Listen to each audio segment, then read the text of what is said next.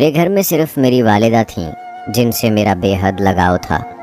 ہمارے درمیان ماں بیٹے کا ایسا مضبوط تعلق تھا کہ لوگ اکثر ہماری مثالیں دیتے تھے، لیکن مجھے یہ معلوم نہیں تھا کہ جب ہماری زندگی میں کوئی تیسرا فرد آئے گا تو ہمارا رشتہ بری طرح متاثر ہوگا، اور وہ تیسرا شخص کوئی اور نہیں بلکہ میری ہونے والی شریک حیات تھی۔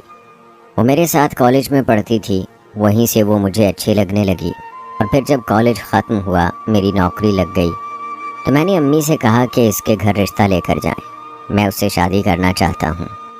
اس کا نام حسنہ تھا۔ میں بہت خوش تھا کہ وقت پہ ہی میں نے سب کچھ کر لیا، یعنی کہ میں نے اپنی پڑھائی مکمل کر لی، میری نوکری بھی لگ گئی، اور اب اپنی پسند کی لڑکی کے گھر رشتہ بھیج رہا تھا۔ پر جب امی سے کہا کہ رشتہ لے جائیں تو انہوں نے کہا کہ بیٹا، میں نے تو تمہارے لیے اپنی بہن کی بیٹی صالحہ کو پسند کر رکھا تھا۔ مجھے صالحہ بالکل بھی اچھی نہیں لگتی تھی۔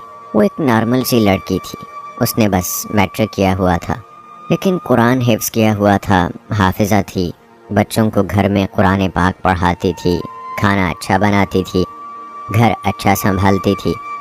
امی کو وہ اچھی لگی ہوگی کیونکہ امی کو اپنی بہو میں یہی ساری خوبیاں چاہیے تھیں، لیکن مجھے صرف ایسی عورت نہیں چاہیے تھی جو گھر سنبھالے۔ میں اپنی بیوی کے ساتھ مل کے اپنے مستقبل کو بنانا چاہتا تھا۔ میں چاہتا تھا کہ ہم دونوں مل کے کام کریں، وہ مجھے کاروباری مشورے دے سکے اور ہم دونوں مل کر اپنی زندگی کو آگے لے کے جائیں۔ ایسی عورت نہیں چاہیے تھی جو صرف گھر کو ہی سنبھال سکے۔ اسی لیے میں نے امی سے بڑے ہی پیار اور احترام سے کہا کہ امی، مجھے صالحہ بالکل اچھی نہیں لگتی، اس میں مجھے اپنی ہونے والی بیوی دکھائی نہیں دیتی۔ آپ حسنہ کے گھر رشتہ لے جائیں، میں اسی سے شادی کرنا چاہتا ہوں۔ امی کو یہ بات بری لگی، لیکن وہ تو ماں تھی۔ اس نے کہا کہ جو تیری خوشی ہے بیٹا، وہی میری خوشی ہے، تو فکر نہیں کر، ہم جلد ہی وہاں رشتہ لے کر جائیں گے۔ کہتے ہیں کہ کچھ لوگ اپنی شکل سے ہی پہچانے جاتے ہیں۔ جیسی انسان کی نیت ہوتی ہے، حرکتیں ہوتی ہیں، ویسے ہی اس کی شکل ہوتی ہے۔ کبھی کبھی ہم کسی کو دیکھتے ہی کہہ دیتے ہیں کہ یہ تو بہت چالاک لگ رہا ہے، جبکہ ہم اس کو پہلی دفعہ مل رہے ہوتے ہیں۔ شاید ہماری شخصیت کا عکس ہمارے چہروں پہ نظر آتا ہے۔ کچھ لوگ شکل سے بہت معصوم لگتے ہیں اور واقعی معصوم ہوتے ہیں، لیکن کچھ لوگ ایسے بھی ہوتے ہیں جو شکل سے تو معصوم لگتے ہیں لیکن معصوم ہوتے نہیں ہیں۔ اسی لیے یوں شکل سے کسی کو جج کرنے کے لیے آپ کو بہت زیادہ تجربہ چاہیے، جو میری ماں کے پاس تھا۔ جب انہوں نے حسنہ کو دیکھا تو وہ پہلی نظر میں ہی سمجھ گئی تھی کہ یہ عام لڑکی نہیں ہے، یہ ایک ضدی لڑکی ہے جو اپنے ماں باپ کو بھی تگنی کا ناچ نچا کے بیٹھی ہے۔ وہ جب پاس آ کر بیٹھی تو اس کی ماں سے ایک غلطی ہو گئی۔ انہوں نے اس کے دوپٹے پہ غلطی سے پاؤں رکھ دیا تو اس کا دوپٹہ سر سے اتر گیا اور تھوڑا سا پھٹ بھی گیا۔ اس نے اپنی ماں سے کہا کہ امی دیکھ کے تو چلا کریں، کیا ہو گیا آپ کو؟ وہ اچانک سے غصے سے بولی۔ میں نے اس کی طرف دیکھا، میرا مطلب تھا کہ ذرا ریلیکس ہو جاؤ۔ وہ خاموش ہو گئی کیونکہ ہم دونوں تو پہلے سے ہی ایک دوسرے کو جانتے تھے۔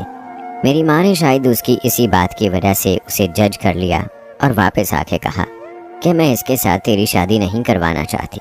جو لڑکی سب کے سامنے اپنی ماں سے اونچی آواز میں بول سکتی ہے، وہ کل کو تیرے ساتھ کیا کرے گی اور میرے ساتھ کیا کرے گی؟ لیکن اب مجھے غصہ آ گیا کیونکہ بات میری ہونے والی بیوی کی تھی، اور انسان کی ہم سفر اس کی دکھتی رگ ہوتی ہے، اور میں تو اس کو کب سے اپنی ہم سفر مان چکا تھا۔ میں اسی سے شادی کرنا چاہتا تھا۔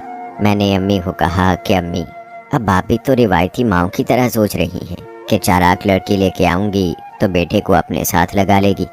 امی کیا ہو گیا آپ کو؟ میں تو اسی سے شادی کرنا چاہتا ہوں۔ میری ماں نے کہا کہ مجھے تیری قسم ہے کہ میں نے ایک پل کو بھی ایسا نہیں سوچا، اور بات صرف میری اپنی نہیں ہے۔ ماں کبھی خود غرض نہیں ہوتی، بات تیری ہے۔ وہ کل کو تجھے ذلیل کرے گی، تنگ کرے گی، تجھے پھر ٹینشن میں دیکھ کے مجھے ہی مسئلہ ہوگا نا۔ میں نے کہا کہ امی یوں کسی کو پہلے سے جج نہیں کرنا چاہیے، ہمیں کیا پتا کون کیسا ہے، اب بس میرا ادھر ہی رشتہ کروا دیں، ان لوگوں کو کوئی مسئلہ نہیں ہے، ایک آپ کی ہاں کا سوال ہے، بس آپ ہاں کر دیں۔ میری ماں خاموش ہو گئی۔ انہوں نے گہری سانس لی اور کہا ٹھیک ہے، اگر تو یہی چاہتا ہے تو میں تیری شادی وہیں پہ کروا دوں گی، لیکن میں تجھے پہلے ہی بتا رہی ہوں کہ وہ لڑکی تیرے لیے ٹھیک نہیں ہے، تجھے اس سے اچھی لڑکی مل جائے گی۔ مجھے پتا تھا کہ امی میری شادی صالحہ سے کروانا چاہتی تھی، اس لیے اب حسنہ سے میرا دل خراب کروا رہی تھی۔ میں خاموش ہو گیا۔ میں نے وہی والی پالیسی اپنائی کہ بس ایک کان سے سنی اور دوسرے کان سے نکال دی کہ جب تک شادی نہیں ہو جاتی مجھے میری ماں کے ساتھ اسی طرح سے پیش آنا تھا۔ ان کی ہاں میں ہاں ملانی تھی اور جو کہہ رہی تھیں میں مانتا جا رہا تھا، کیونکہ انہوں نے میری بات مان لی تھی کہ لڑکی میری پسند کی تھی، اور باقی ساری باتیں میں ان کی مان لیتا تو اس سے کوئی فرق نہیں پڑتا۔ میری شادی ہو گئی اور میری بیوی میرے گھر میں آ گئی۔ میں بہت زیادہ خوش تھا۔ میرے بابا باہر کے ملک میں ہوتے تھے، وہ میری شادی میں نہیں آ سکے، لیکن انہوں نے وہاں سے اپنی دعائیں بھیجیں اور مجھے ویڈیو کال بھی کی۔ انہوں نے کہا کہ بس میرا ایک آدھا سال باقی ہے، اس کے بعد میں آ جاؤں گا۔ میں نے کہا کہ اچھی بات ہے، کیونکہ اب میں اپنی بیوی کے ساتھ مصروف رہنے والا تھا تو میری ماں کو اکیلا پن تو محسوس ہونا ہی تھا۔ لیکن ایک سال کا وقت تھا، اس کے بعد سب کچھ نارمل ہو جاتا۔ لیکن حسنہ نے پہلے ہی دن گھر میں تماشا ڈال دیا۔ مجھے اس بات کی توقع بالکل بھی نہیں تھی۔ صبح ہوئی تو اس نے کہا کہ یہ کیا ناشتہ بنا کے رکھا ہے؟ میں ایسے ناشتے نہیں کرتی، اگر میں ایسے ناشتے کرنے لگی تو میں تو موٹی بھینس بن جاؤں گی۔ میرے لیے کوئی ہلکا پھلکا ناشتہ لا دو۔ میں جا کر اس کے لیے بریڈ جیم لے آیا اور میں نے اسے پیار سے ایک بات سمجھائی۔ میں نے کہا کہ دیکھو میری بات سنو، دو طریقے ہوتے ہیں، ایک یہ کہ کھانا بنا ہے اس کو کھا لیجئے، اور دوسرا یہ کہ یہ کھانا پڑا ہے اس کو ٹھونس لو۔ تم پہلی بات ایسے کرتی ہو جیسے آخری بات کر رہی ہو، ذرا پیار سے بولا کرو۔ تم آرام سے کہو گی تب بھی میں تمہاری بات مان لوں گا۔ میں نے اسے بہت پیار سے سمجھایا تھا۔ مرد کا یہی طریقہ ہوتا ہے کہ وہ پہلے عورت کو پیار سے سمجھایا کرے، اور اگر عورت عقل اور سمجھ والی ہو تو وہ سمجھ جاتی ہے، اگر چھوٹے دماغ والی ہو تو وہ اس بات کو بھی تنقید سمجھتی ہے۔ میں نے اسے آرام سے مثال دے کر سمجھایا، لیکن اس کے ساتھ میرا جھگڑا ہو گیا۔ اب میرا بھی موڈ خراب ہو گیا۔ مجھے تو میری ماں کی باتیں پہلے دن ہی سچ لگنے لگیں، لیکن شام ہوئی تو میری بیوی نے مجھے خود ہی منا لیا اور میرے ساتھ بہت اچھا وقت گزارا۔ ہم لوگ اپنی شادی کے شروع کے دنوں کو بہت انجوائے کر رہے تھے۔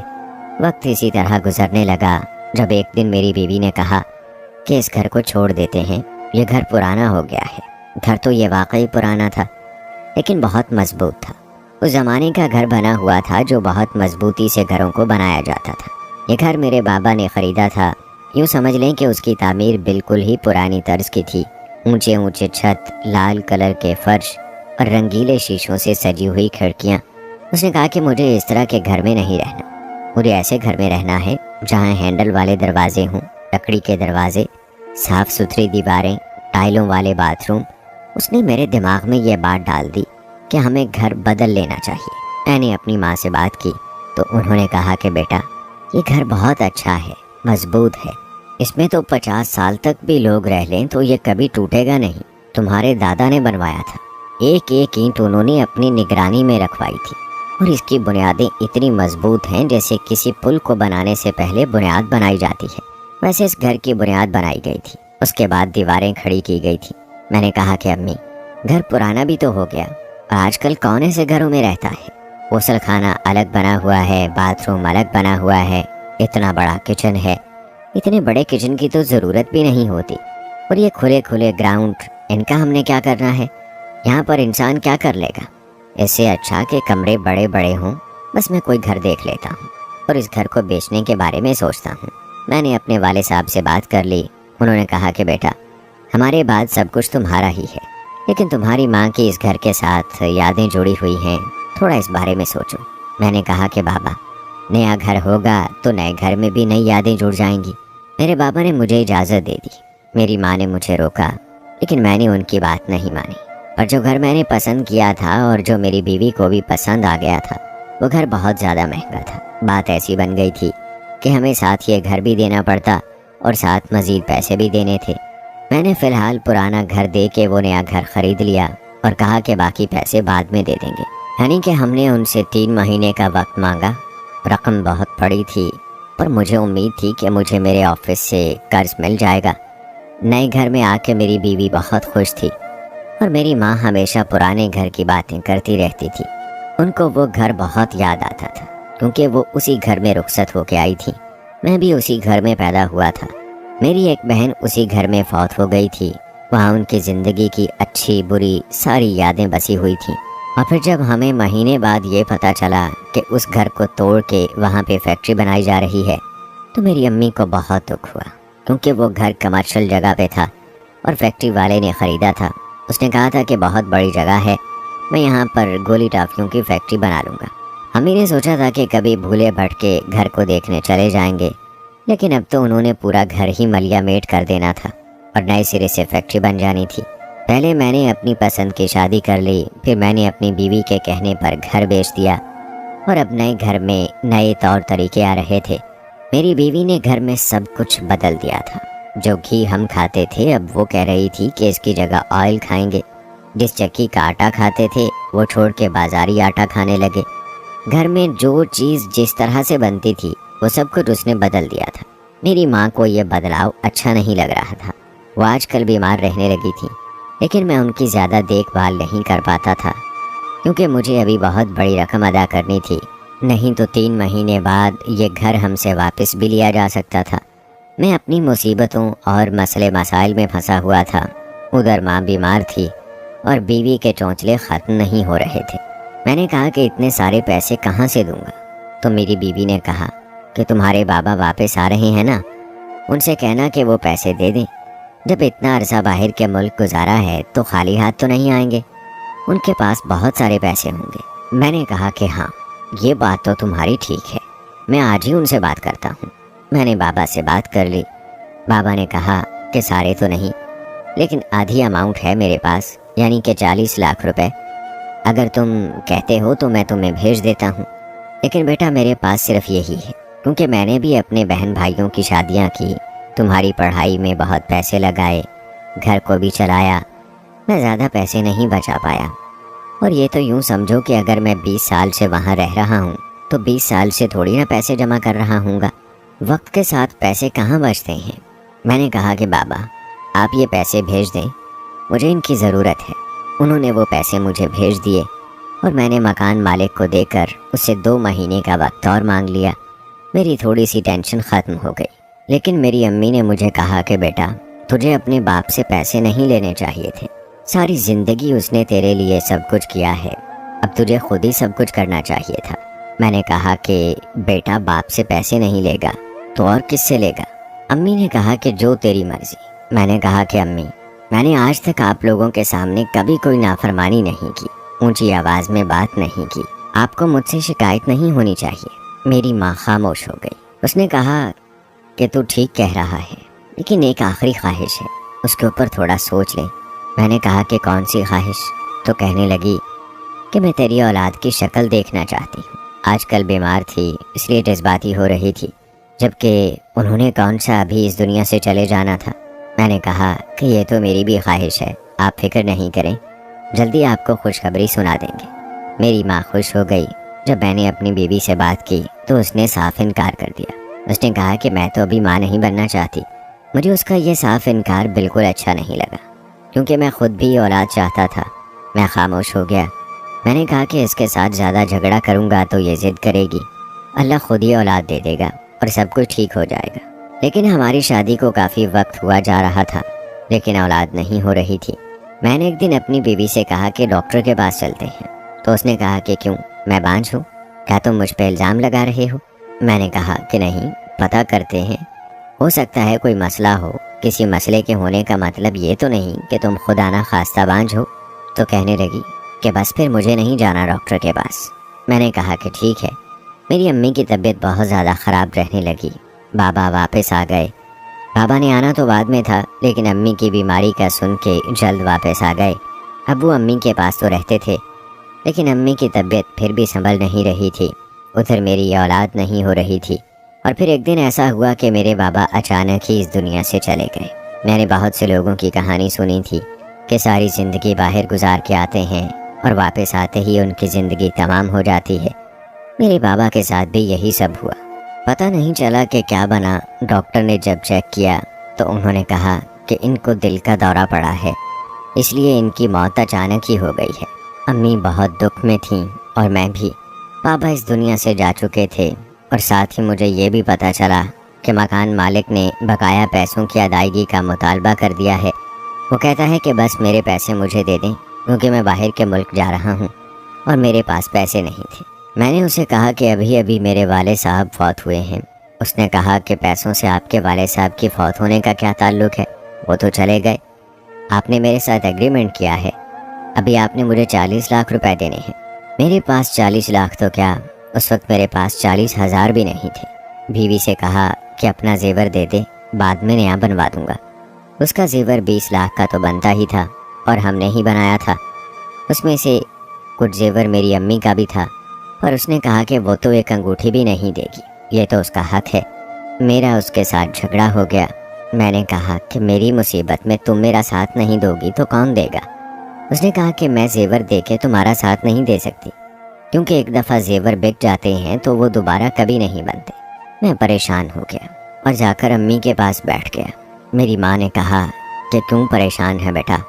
میں نے کہا کہ امی پرسوں اس کو پیسے دینے ہیں، 1 مہینہ تو ایسے گزر گیا پتہ بھی نہیں چلا، میرے پاس 1 روپیہ نہیں ہے۔ میری امی کے کانوں میں اور ہاتھوں میں سونے کے کنگن اور کانٹے تھے۔ انہوں نے کہا کہ یہ لے لے، شاید تیرے کام آ جائے۔ میں نے کہا کہ امی اس سے کام نہیں بنے گا۔